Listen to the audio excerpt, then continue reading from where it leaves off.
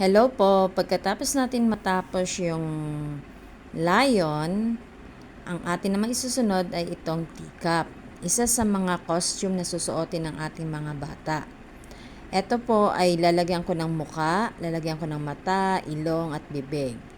Yan, ito po ay didikitan ko lang siya kasi ito po ay naiwan sa school kaya sa bahay ko na lang ginawa yung kanyang mata. Tapos kinat out ko na lang para maidikit ko ngayon. Yan po. At napakaganda nitong teacup na ito. Kasi po pag bibili ninyo ito sa online, napakamahal. It cost 700 baht. Kaya mas maigi pang maggawa na lang, mag-DIY na lang.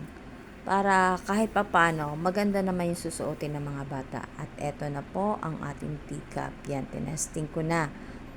Yan, kailangan ko lang idikit yung mga lower part at saka yung mga ibang parte ng muka para mas matibay siya at saka yung kanyang pinakang palda.